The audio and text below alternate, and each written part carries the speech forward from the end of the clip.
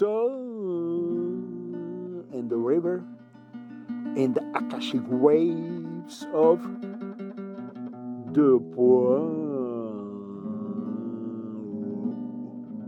primordial images of life, the bards refresh, clean, and update, empower their souls, which then embody in their tired bones and muscles, and clean all the lungs and nerve cells from the swamp of the mainstream lifestyle,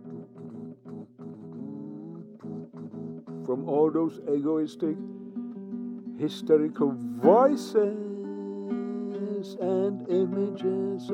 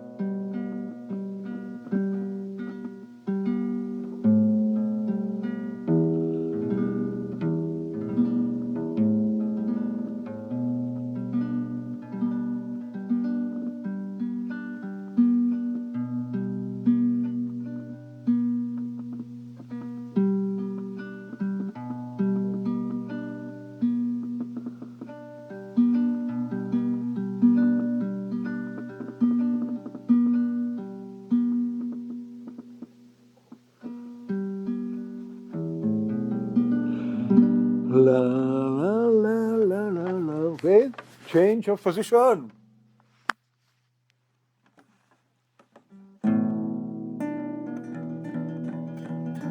Změna polohy. Kytary si dejte pod brady.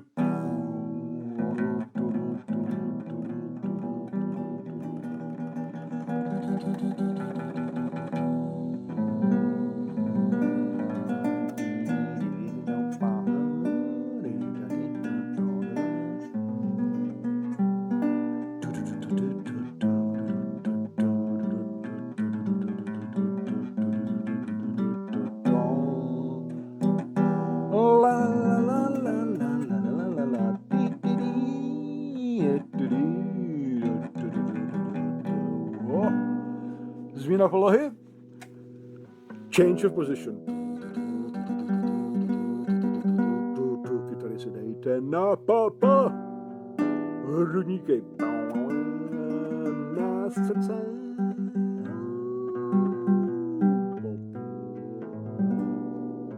Guitars upright on your chest.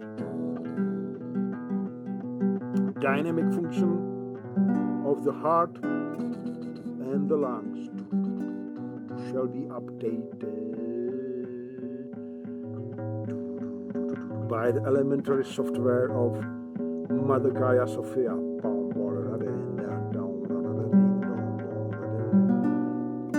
Updating Anthropos 11.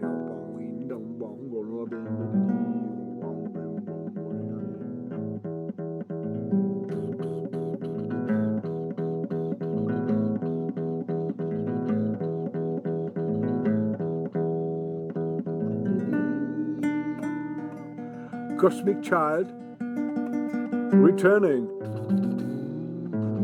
Arthur C. Clarke, Space Odyssey, the Bardic Mattress Odyssey.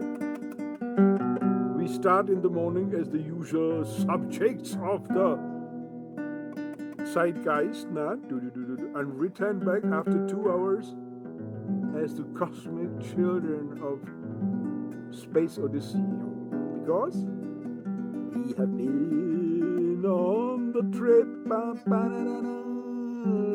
beyond the stars.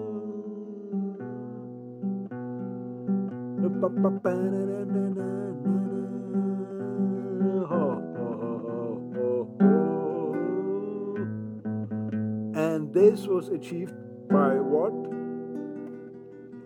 By the union with the software of the Mother Soul. And since Mother Sophia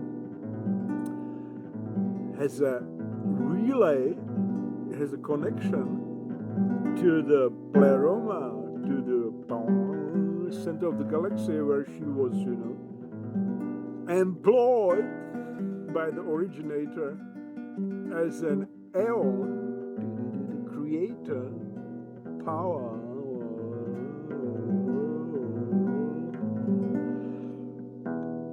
So now, in our bodies that are part of her body, of this planetary body, planetary animal, Mother Earth, we are part of her body, and that's why if you tune it with the planetary soul, we can read in the Akashic records of the whole certain path. Let us be, what is the English word for bescheiden or skromny? Let us be it, and we are satisfied with the galactic core. We do not have to read in all those failures, in all those other Anthropos projects throughout the galaxy, which failed because the bards, the local bards, did not penetrate deep enough to their own souls to read in the Akashic records, that is to be taken by Mother Sophia for a ride into the cosmic library. Why did not they penetrate deep enough? Because they stayed in their egoistic functions. Egoistic functions were necessary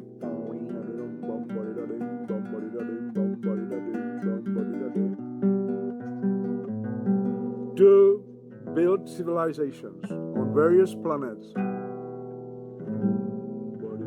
Because without egoistic functions, there is no detailed representation of the phenomenal experience, and that's why no technology can be built.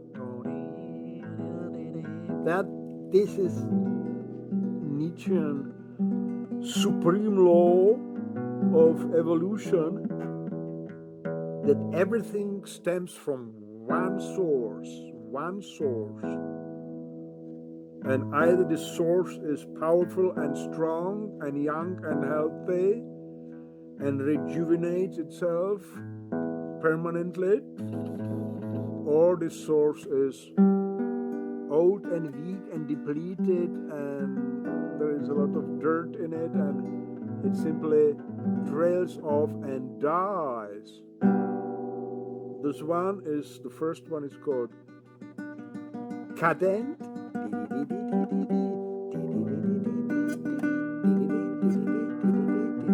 and the other one, the dying one, is called decadent.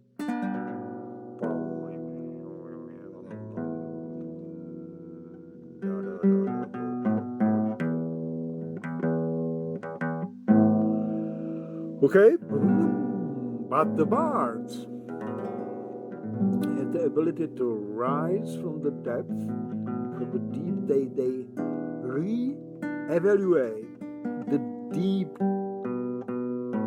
stages of their life, the melancholic, exhausted, tired conditions of her soul, of their souls and bodies. They re-evaluate them as a chance of deep thinking, because they are already giving up the typical egoistic dreams of power and glory and richness and fame and publications and positions and money.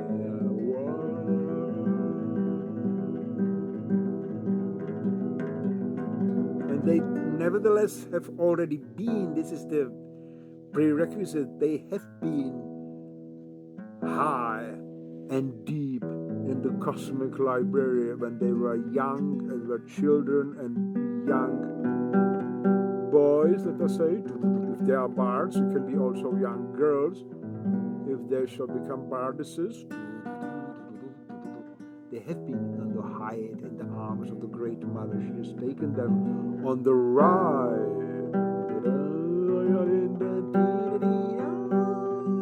But as frequently at the end of times, when the planetary civilizations die because of self-destruction, because the same source that was cadent became decadent. And so the bards are now face the same situation, similar situation as the bards on other planets. Shall they open themselves to the Akashic records? Shall the Mother Earth, Sophia Gaia, shall she take them to the halls of open knowledge? It does not say secret knowledge. It's the stupidity with secret knowledge, the patriarchal meme, patriarchal subject of stories in which they say, oh, only we are the initiated, we are the powerful, we know everything, we have the secrets, you have to pay to get them. Oh, no, there is nobody. That is the egoistic projections of all the wrong philosophy, psychology, religion, mysticism, whatever, science, politics, medicine, whatever, that they suppose there are some power centers that are similar to them, egoistic, and you have to pay them. You have to be chosen by them. They have to like you. They have to select you. They have to give you some tasks to do, and then you will be one of them. Oh, no. Mothers always look at their playing children with love, and they don't select and they don't command. They simply enjoy. And everything is there. The kitchen is full of good stuff. And if the children play and laugh and dance and enjoy, Mother will always give. Everything is open. It depends on you how much you can grow, how high you can reach to get your sweets.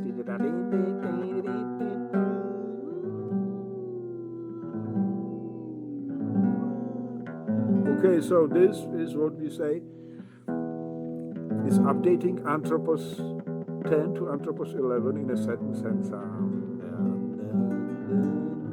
Enlightenment of the bards is not an enlightenment to some hidden secret Gnostic knowledge now, which has to be paid for by ascetic life. Enlightenment is really sunlight everywhere, and the beauty of nature everywhere, and the power of moment, of the elementary lifestyle between the winds and the seas and the trees and the rocks and the mountains and the fields,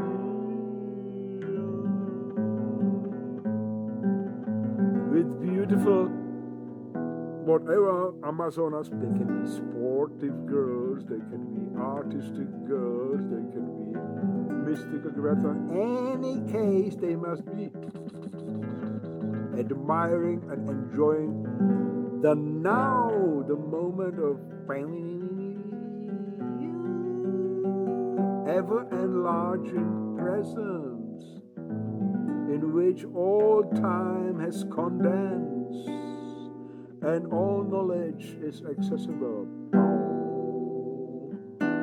in pictorial, visual, and haptic, or above all haptic form, on condition that you approach it not humbly, you approach it ecstatically, that an ego that has been dissolved, also without an ego.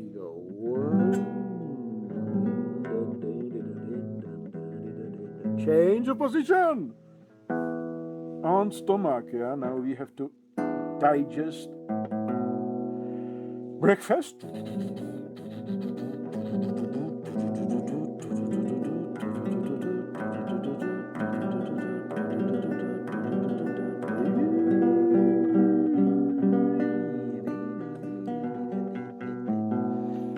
Did you ever notice that you have all troubles and worries and political discussions and Ukraine war and Palestine war and Iran and the United States and Biden and all that crazy stuff,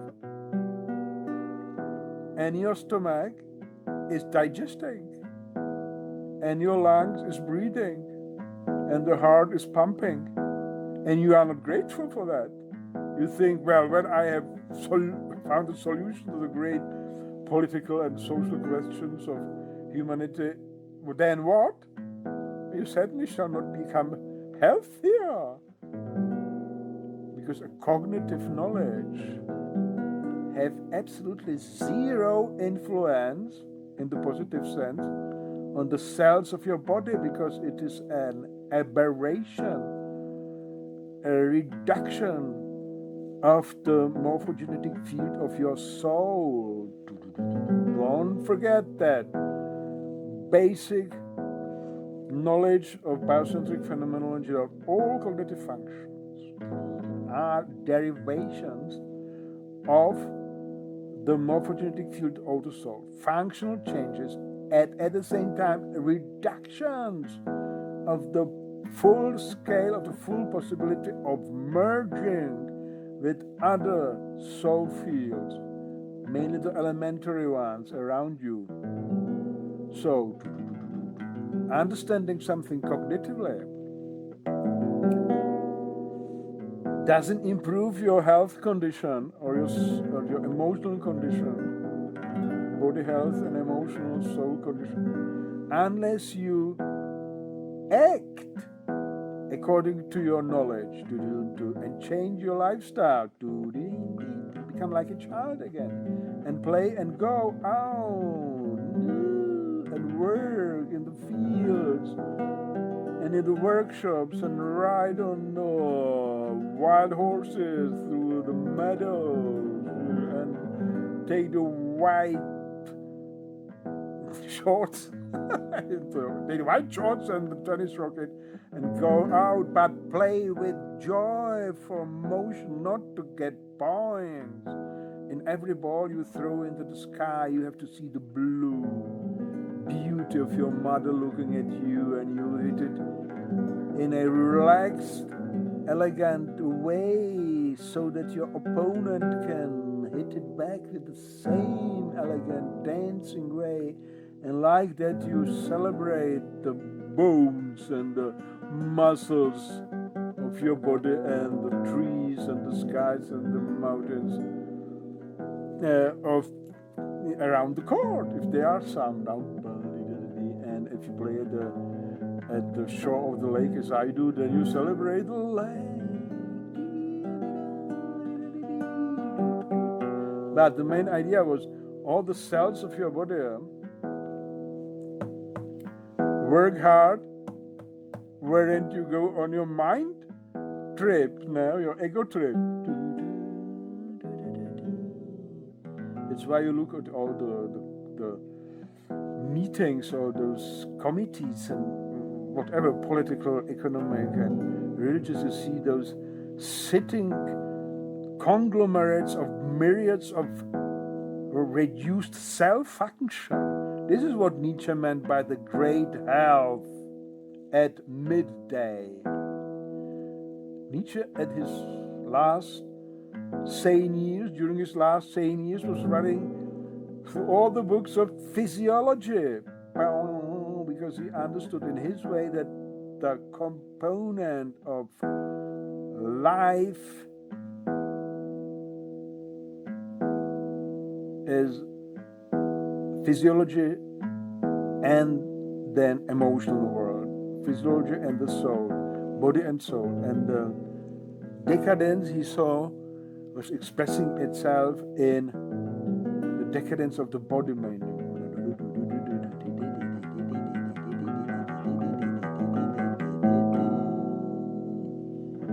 Okay.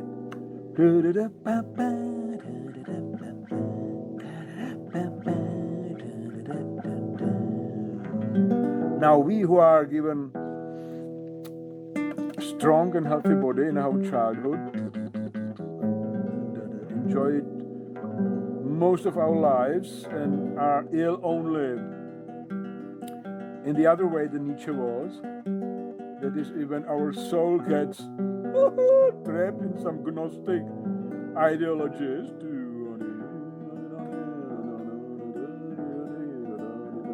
are well aware of the fact that the healthy body will always save us. And so we are grateful to all those hard-working tissues in our body. And if we get lost in our soul, which is not so difficult today, with the tendency to virtual existence and to cognitive labyrinths of all kinds of science, philosophy, religion, politics, we always return to our body from those wanderings in the labyrinths of cognition and morale and idealistic philosophy and resentment politics, which is today very strong.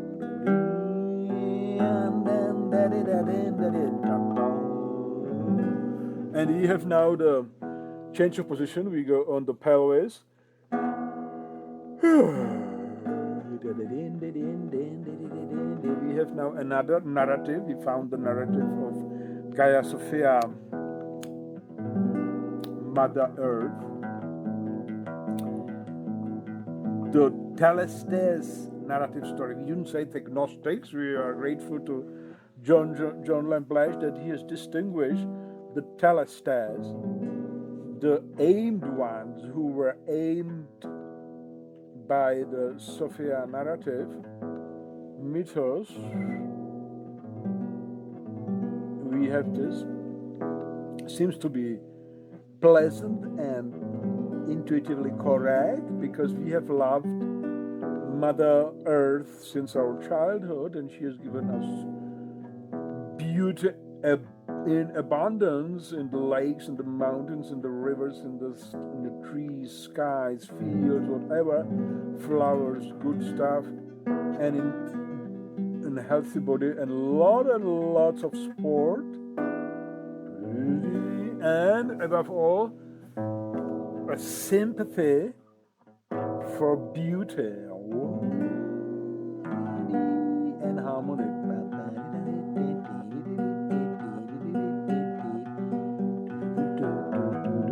And so we say, yo, let's go. Let's dissolve the archontic intrusion, which is,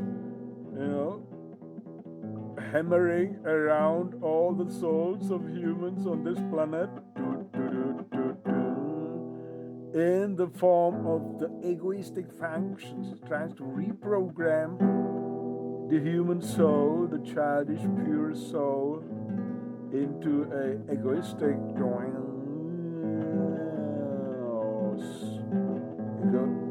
analytical counting, measuring, programming, inventing scenarios about a terrible future, a danger, and re-evaluating the whole past as a mistake. Whereas we say no with Nietzsche, and with Gaia Sophia we say it is one source of power of life, and it may get weak, and it can become strong again.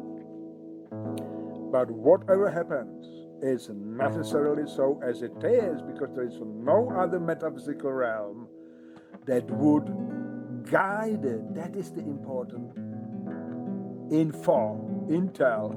It's John Lamplayson. We have a slightly different approach. We have this biocentric phenomenology approach. We say the phenomenology intel, 21st century, there is no other metaphysical realm. Everything is a continuity and a correlation. As soon as a soul of an individual organism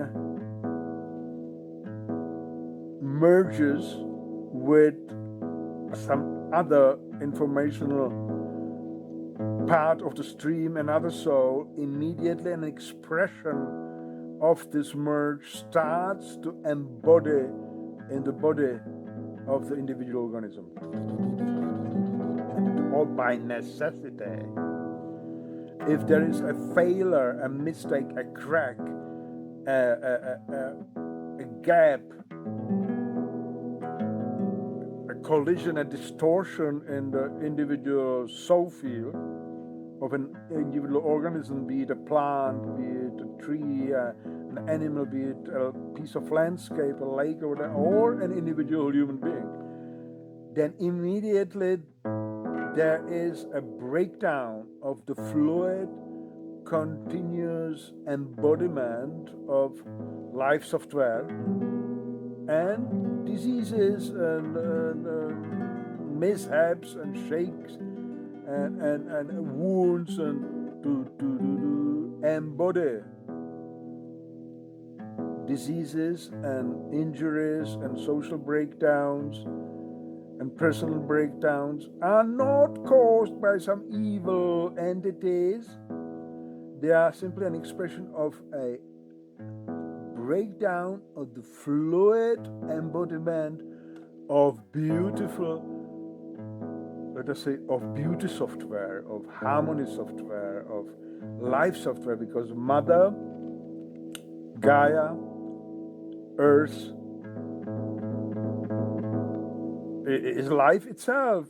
And she, as Sophia, was a yin aspect of the cosmic creative force, and she embodied, she morphed, let us say, in the Lashes terms, she transformed her informational body, light informational plasmic-like body, directly into the biosphere and elementary compositions of this planet Earth. But what remained from her aeonic character is the love for beauty. And the beauty can embody endlessly and seamlessly without breakdowns if there would not be this intrusion of the ego spark that can be in the Lash narrative called the Achronte. intrusion.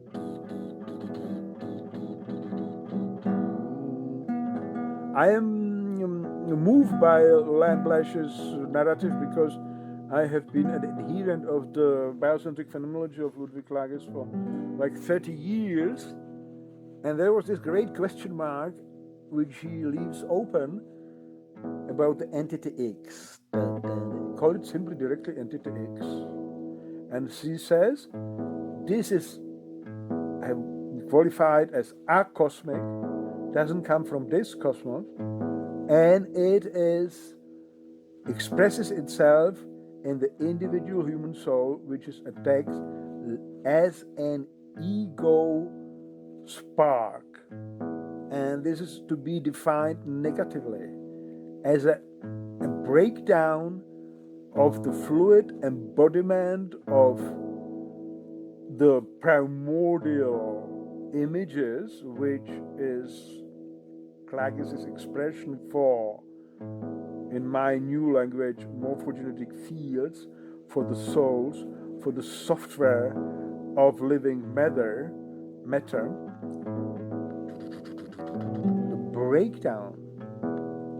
This is the only influence that the ego spark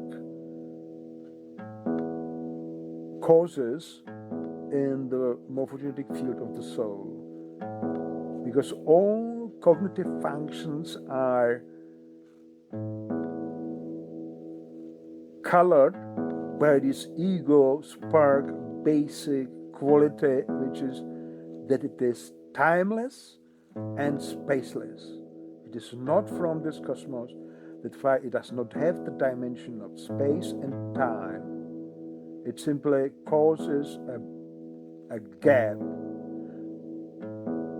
There is no time and no space involved when you exercise the short lightnings.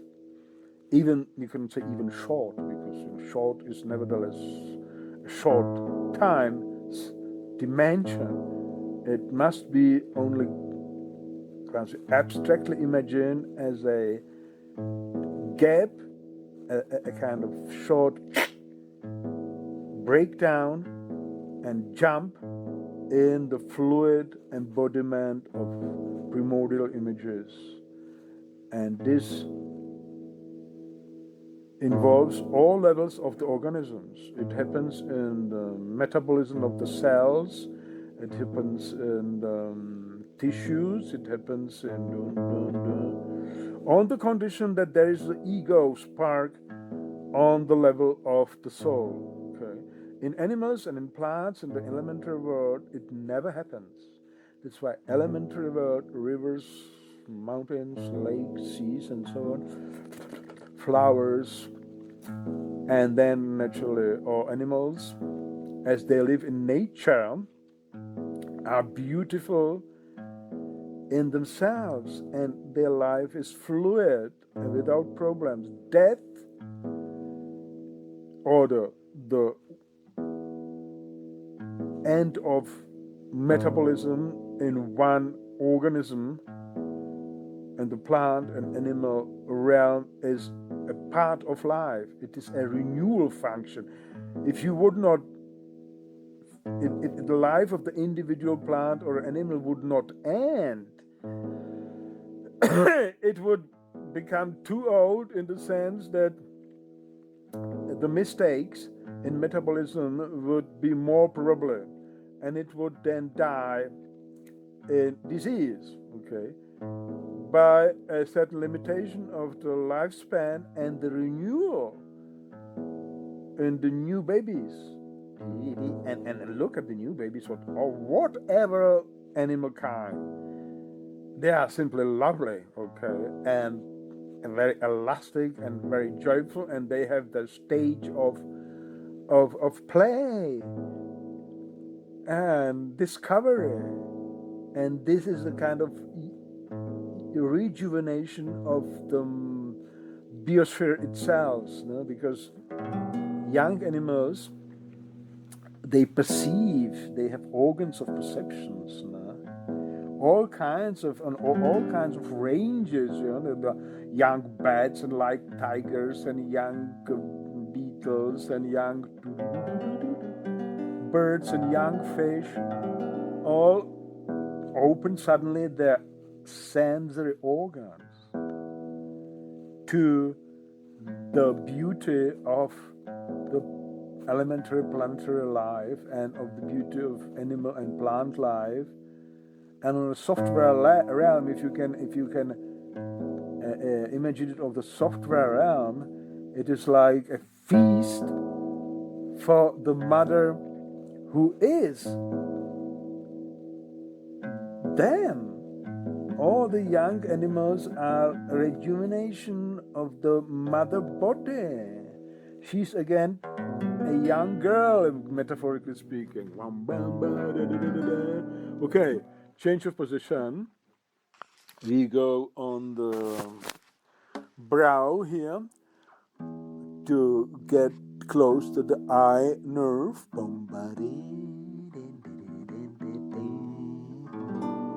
So you get the main picture.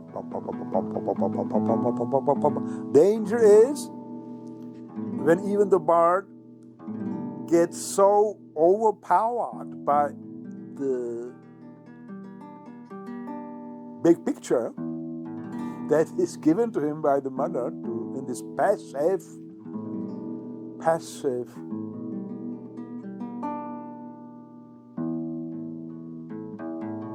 seeing. German called it Schauen, Urbilder Schau. The revelation of primordial images, which can be emotional, which can be visual, but it's mainly emotional.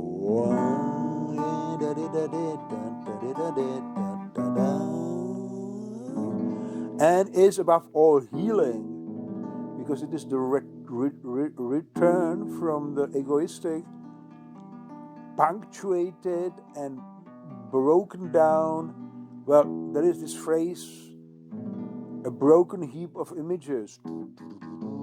One English poet, who was he? Wasteland, I said. Okay, yes. Whoever, you can get overpowered by the beauty and the complexity of the revealed image that you start trying to understand it cognitively, to make it, to control it. No. You must not do that. It stops being alive. It becomes a heap of broken images, which means in our metaphors, the mirror of the soul, which was clean and deep,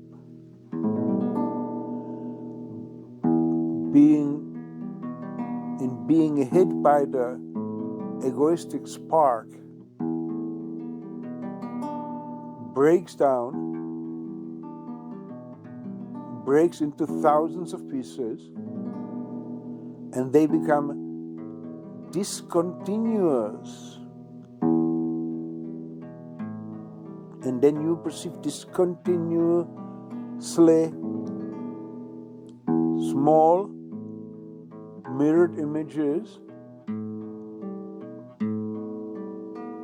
because the normal function of the soul field is to mirror fluently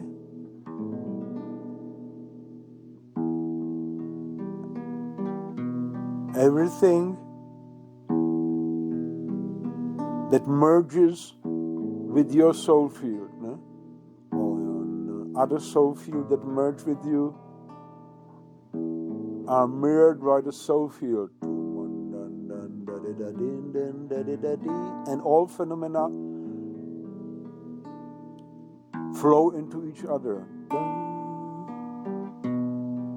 And all metabolic functions in the cells of the body flow into each other in the mode of the great health,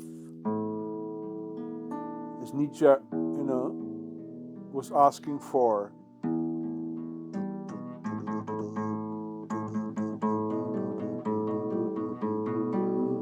But if it is broken, the mirror of the soul, by cognitive functions that, as we know now, are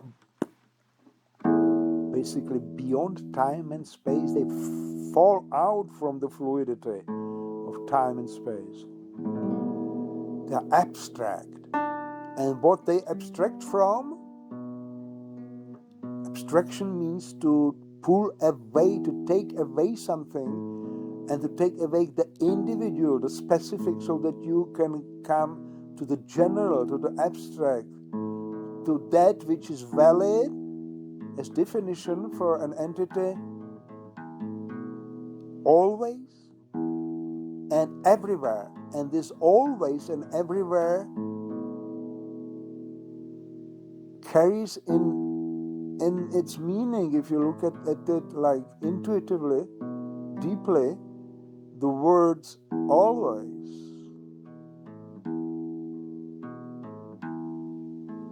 Means one thing.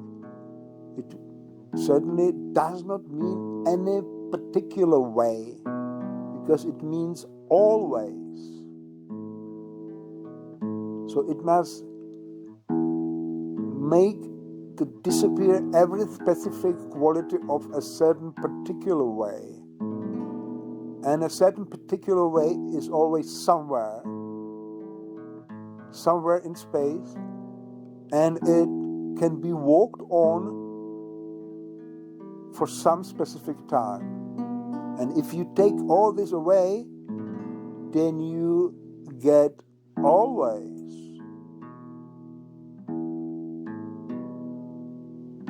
The same is for everywhere.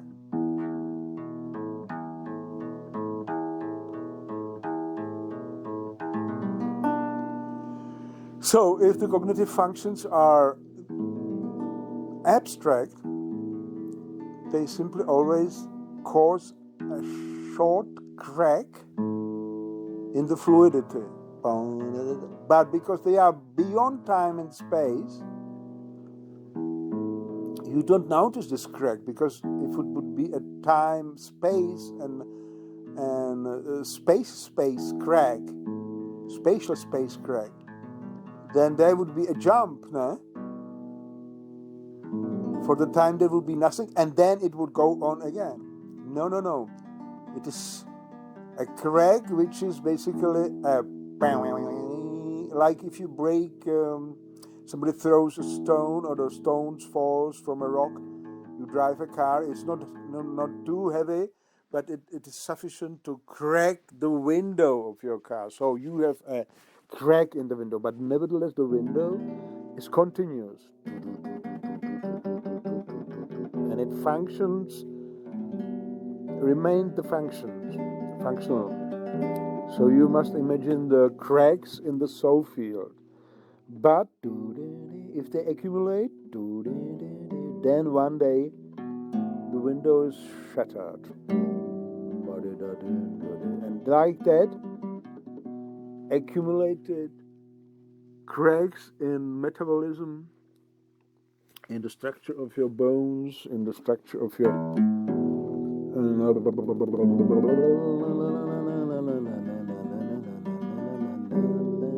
cells,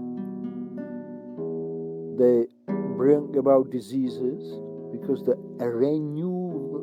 renewal by merging with the non-personal, elementary soul fields of water, air, and energy of all kind in your food and so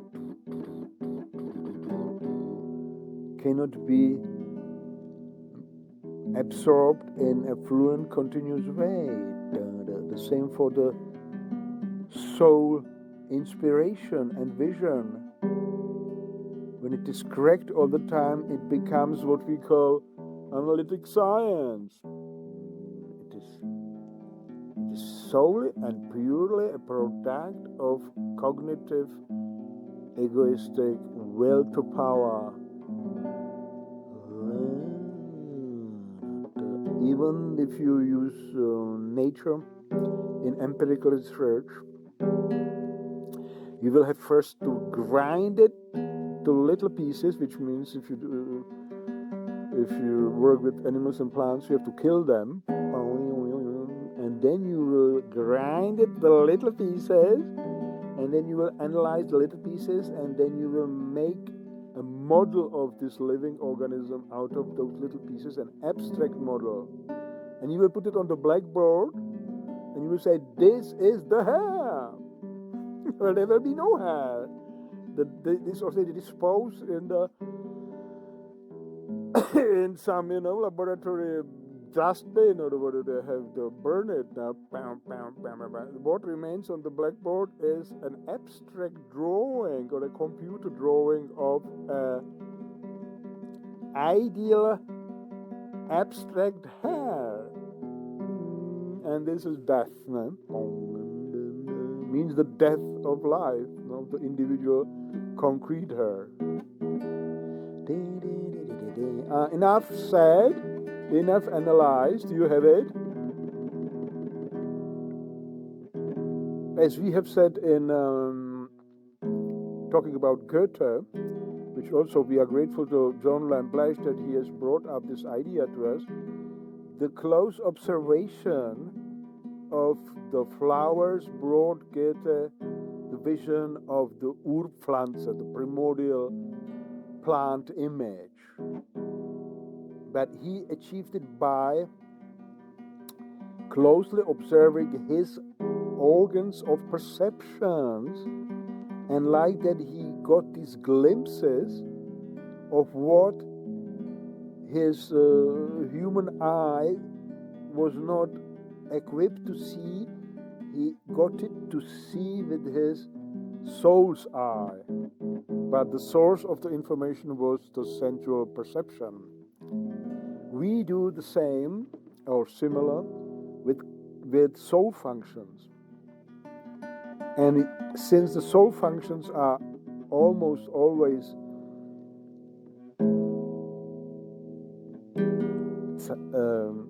influenced by the ego functions, we observe them also closely. I noticed this for the first time in the 1980s when I was a Theravada bhikkhu and learned according to Abhidhamma and Visuddhimagga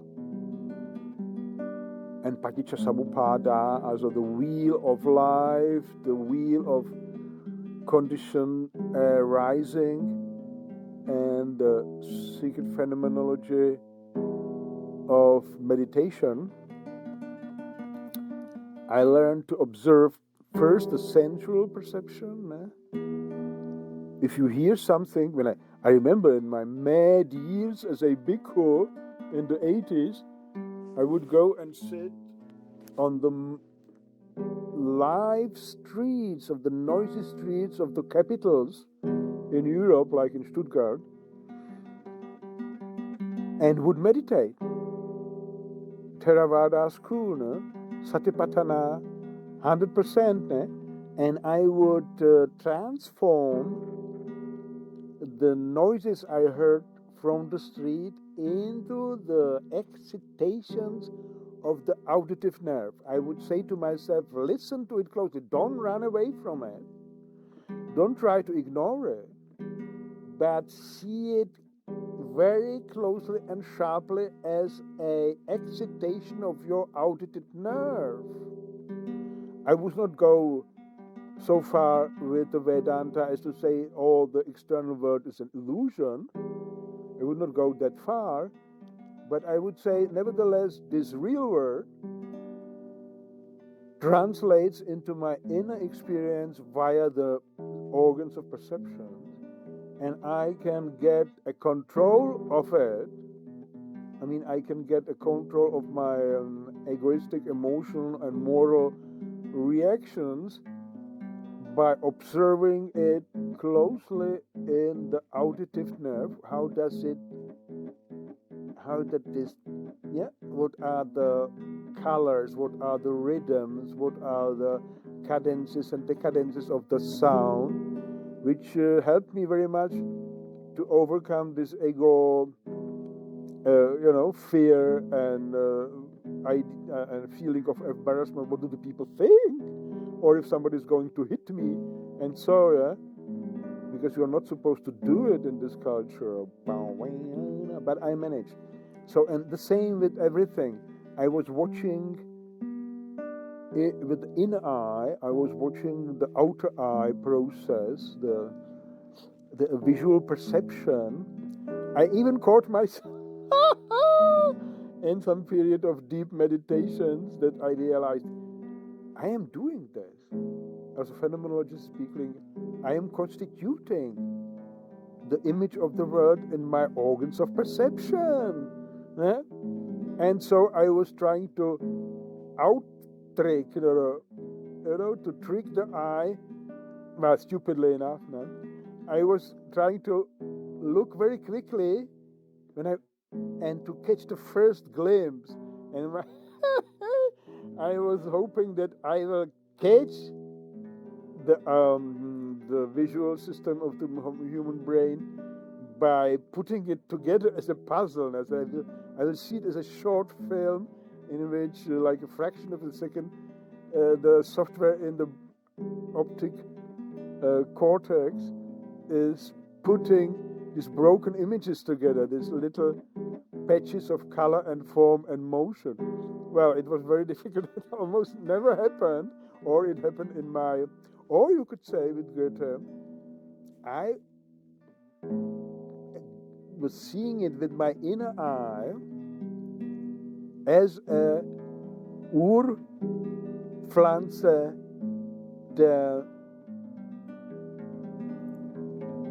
of the visual perception, of the software composition of the external world to a fluid inner world image. But okay, and then it went on to those at that time are called functions of the mind. Today I call them derivations of the soul. As in the biocentric phenomenology, all cognitive functions are functional derivations of the soul field. But it contained the command to sit, and after you are free from the perception, the analysis of the perceptions, where you sit and you say, this is just a pressure on my body, it is not me, and so on. It is just a smell in my nose, it is not me. It is just a noise in my ear, it is not me, and so on. If you close your eyes, as I did, you don't have to analyze the optical perceptions.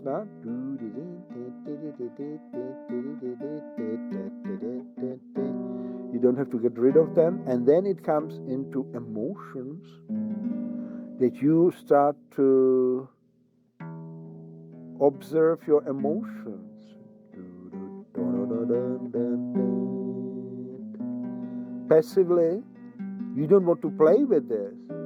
You don't want to change something because it can be, you can lose yourself in some ideology, how you should feel. No. You simply watch your emotions, and then you discover maybe a certain regularity according to the time and space where you meditate, how you feel. Well, I was fortunate enough to have the intuitive decision to do Sattipathana, the Theravada concentration exercise. I don't say meditation. Meditation I reserve to the second stage of Sattipathana, which was Vipassana, which is a passive seeing of the soul world, of the morphogenetic fields of the biosphere which you passively see with your inner eye. Vipassana.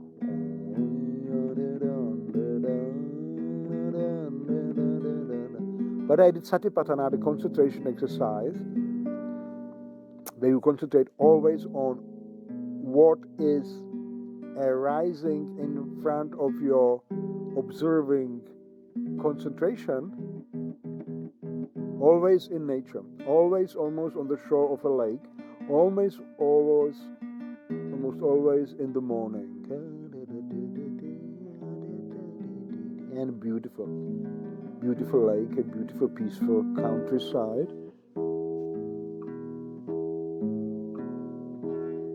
And this has shown me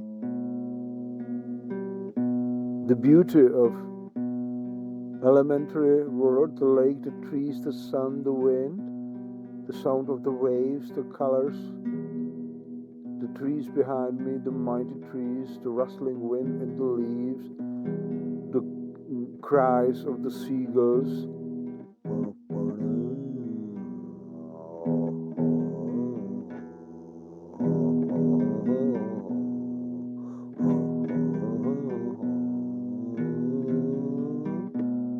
And rooted me solidly in the arms of the Great Mother, of the landscape, of the body of Sophia Gaia.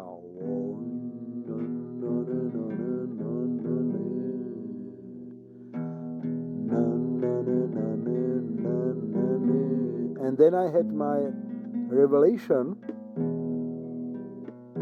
which without a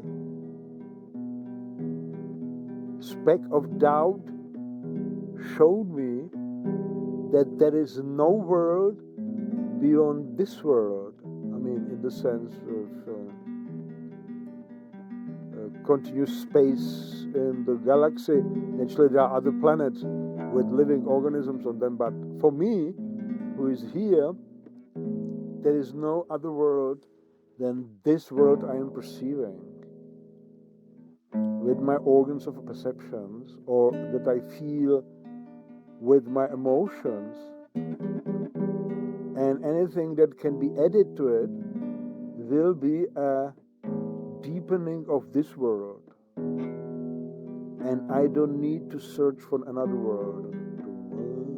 So I have simply departed from an agnostic or idealistic way of meditation, of concentration, let us say, of Sattipathana. I didn't want to get rid of the content of my soul, of the merging of my soul with the soul of the lake and the trees and the birds and the sun and so on, so that after I get rid of it, I shall be given some Gnostic vision of other higher worlds. No, I wanted to get, I turned it completely around. I wanted to get rid of this hypnotic intrusion in my mind, in my soul, that there must be some other, because in this world it is so not perfect. And this was great achievement in my biography. And then after I settled with it that I am, in all practical terms of the word, enlightened.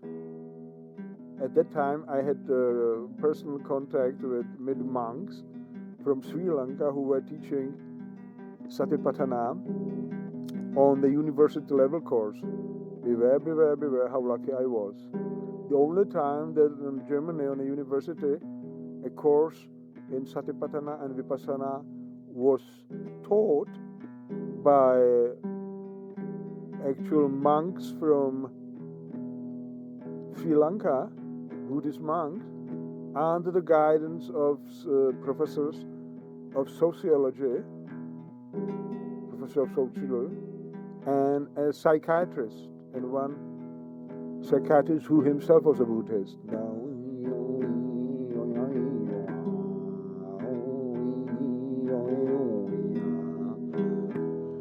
So now after I departed maybe from their teaching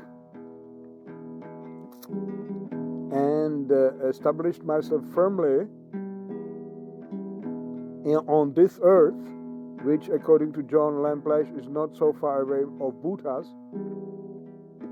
enlightenment, where Mara, the power of illusion, wanted to pull him away from his enlightenment, and he touched the earth and said, let this great earth, Mother, be the garant, the witness of my devotion to this earth and to the life itself, or something like that. So I was happy, and then I turned my attention to those soul functions. Either pure soul function, that is emotion, untainted by the ego, and then to those functions of cognition that are soul functions colored by the intrusion of the ego.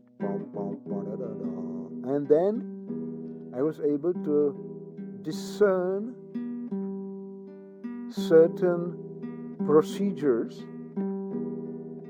a repetition of words, of parts of sentences, logical structures that repeat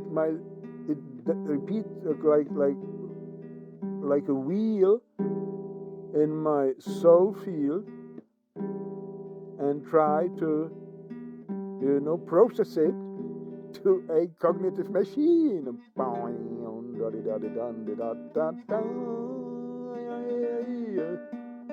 No, but as a romantic and sportsman and a beloved child of the mother, who at that time gave me a beautiful girl and a beautiful place to live, and we had a nice dog, and we were skiing like crazy and playing tennis like crazy and eating good food and having good erotic dances, and also very much in the nature, living on our typical adventure was, because she was tuned to the similar admiration of beauty of natural forms, what we would get into her car, because that was the gift of the great mother. I was so ecstatic that I could not be held down to some reasonable job. I was just studying and playing tennis and doing some short jobs. But she was gifted by a certain split of a very gifted mind.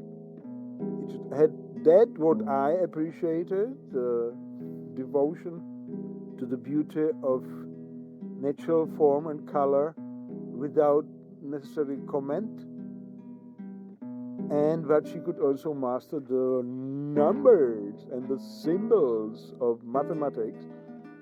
She was one of the first successful software engineers in the 1980s, and it gave her a lot of money. So we had great adventures. Always get into the car, take the skis or hiking equipment, and drive without a go. We had a certain direction, south, Swiss valleys of the Alps around the River Rhine, but we don't know. We simply follow. Maybe we will finish in Italy somewhere, Lago Maggiore.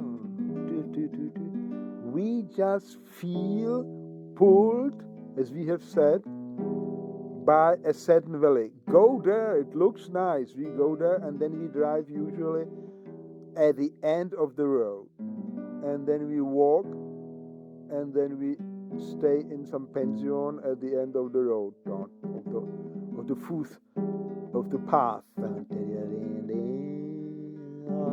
So, I mean, at the same time, I was listening at the university. This was the time of deconstruction, Paul de Man, Derrida, Foucault, Lacan and so on. I was listening to, to this old gentleman turning on the wheel of cognitive labyrinths and explaining how the world basically is, a mistake, is suffering, or kind of. It was a kind of academic gnostics, and I was sitting always in the first bench during a lecture with some professor, and I was enjoying this as a kind of contrast to my wonderful heroic and poetic or romantic experiences. And I was like, why? Look at this. Why did it come so? And I was trying to, as I was already on Sattipathana, and I was already watching my own soul functions and cognitive functions, which are actually the derivations of the soul function.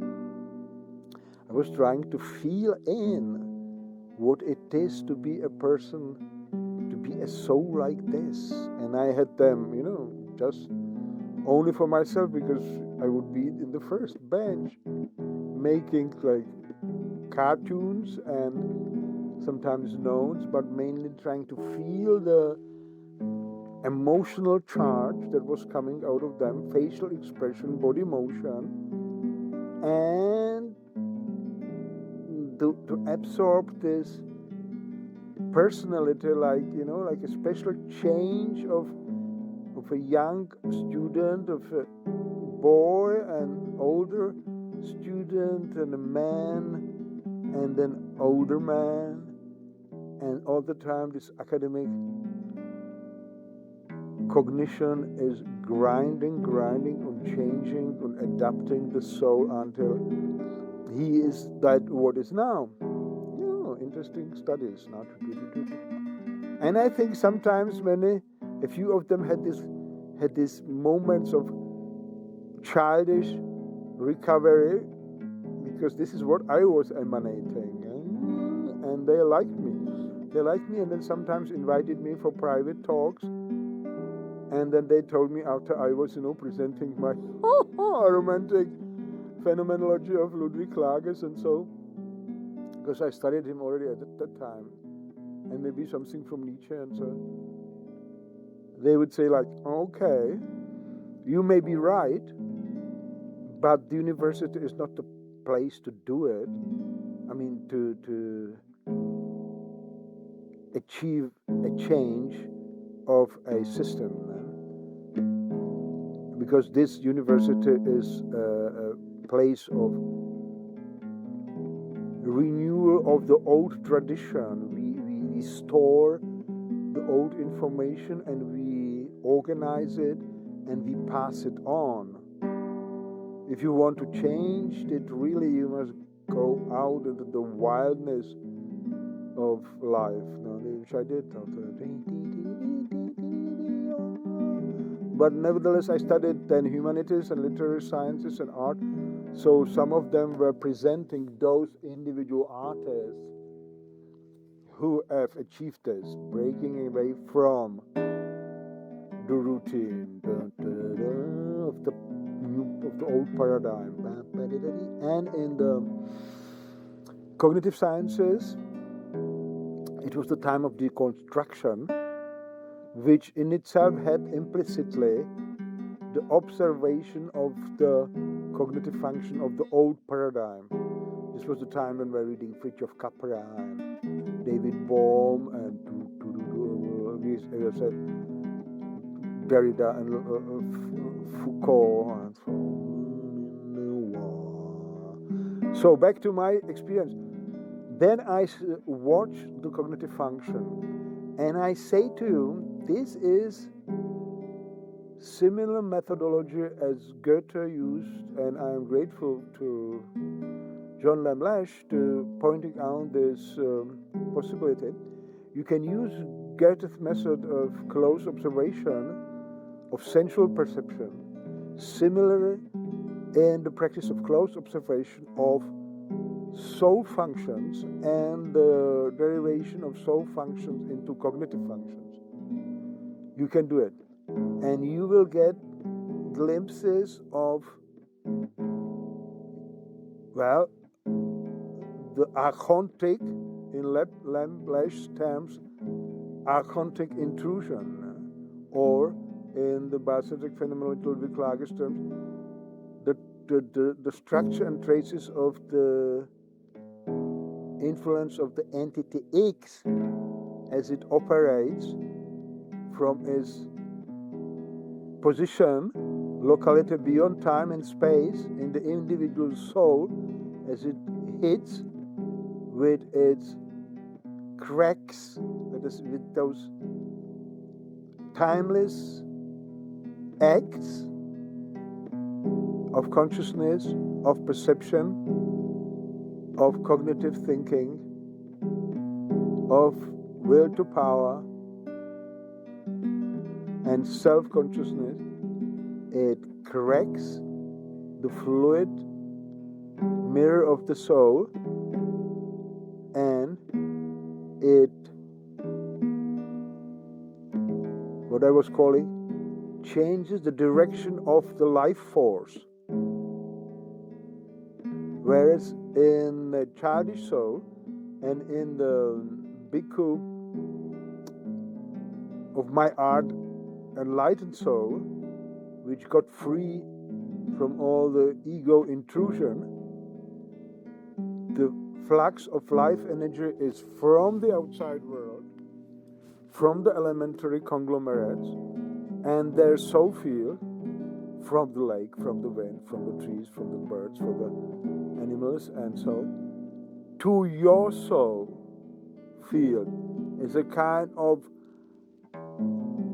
nice greeting or even an invitation to play. An ego crack, be it in perception, where the phenomena froze into clearly defined Descartian objects, be it in conceptual thinking, where a kind of flux of emotion and inspiration freezes down into theories and clearly defined concepts, be it in the realm of the will, wanting, changes it from being drawn to something which is, inviting you to an egoistic lashing out of willpower. I want to have it. And this is it, what gives us the solution. The direction of life force changes. It is no more flowing from outside of your soul to your soul.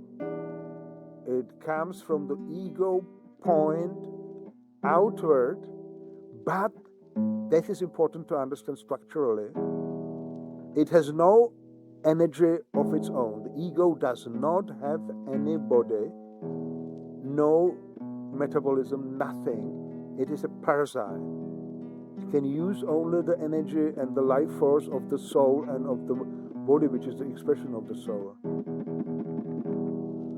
And so it gets hold of this incoming flux of inviting sympathetic energy from an outside soul, and as it is entering your soul field, it holds it and turns the direction and narrows, whereas you can imagine that like two people embrace, so they open their arms and they come closer to each other and they let their bodies touch and they embrace, and so you can even enlarge it like two amoebas would merge, and then in the moment of archontic intrusion or this ego crack, it all gets narrowed, sucked into the center and projected outward like a projectile to and go, which is no more the enlarging and pulsating soul field of that which was inviting you by sympathy. The go changes immediately to a clearly defined object which is hit by this beam of intentional consciousness and classified, maybe only classified, maybe only cognized, understood, maybe excavated then, torn out of the living context of the nature if you are a botanist, or dissected if you are an anatomist.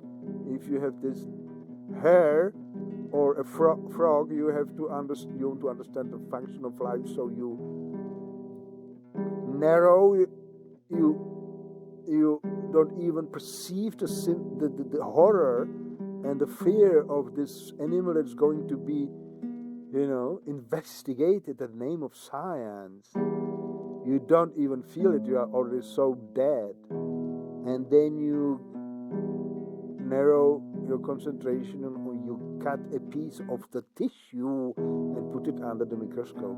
To understand life, now you have to kill it. Which, by the way, is a sentence which very deeply influenced me when I heard it from Rupert Sheldrake, that he had to give up his studies of biology in the classical way because he could not accept the fact that you have to kill life to understand it.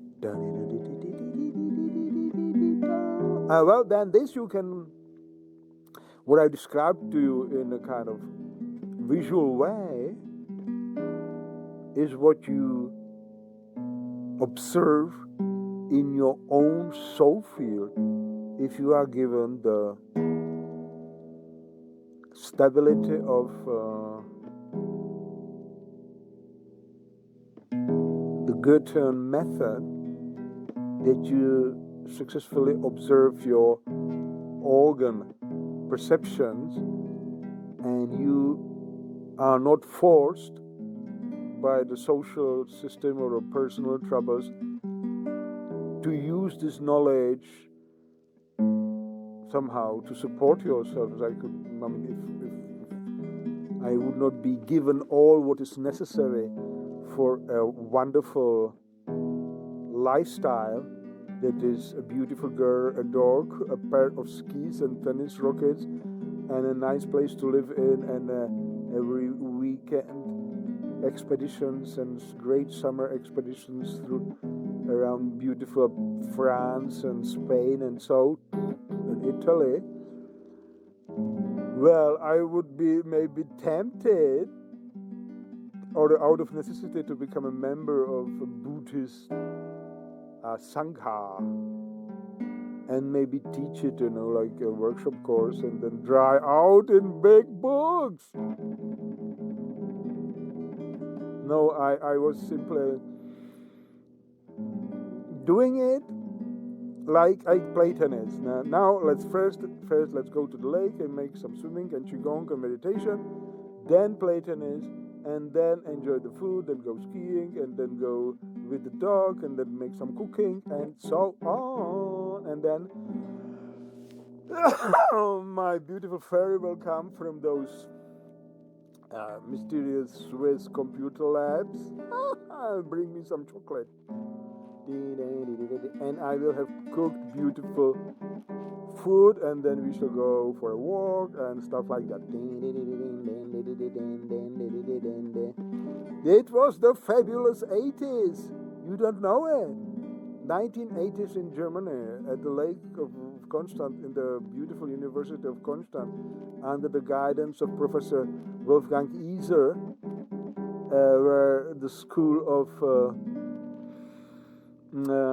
Constance reception or the receptive aesthetics was flowering to the utmost, and the time of deconstruction was all around us, but at the same time the rich flower of German learned old men still were present. That was, and the economy was strong and rich, and the ecology was just starting to show its green head. Well, it was very good. Now,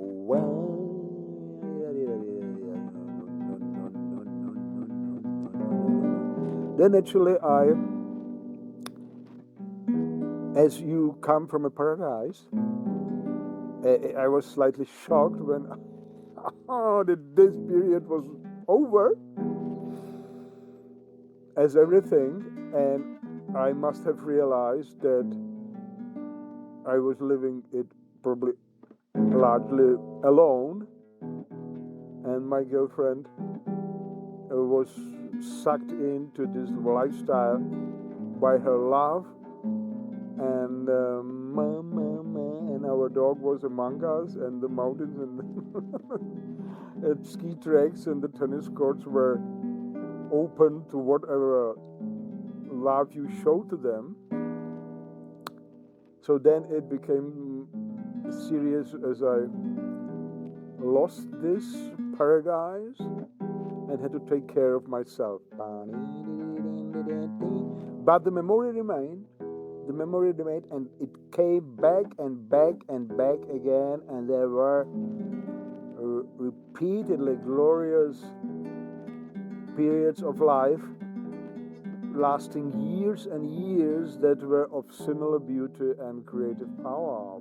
In the arms of the Great Mother. So about that I have already left some images here and words, and now we'll finish now because today is a day of lecturing already for 2 or 3 hours.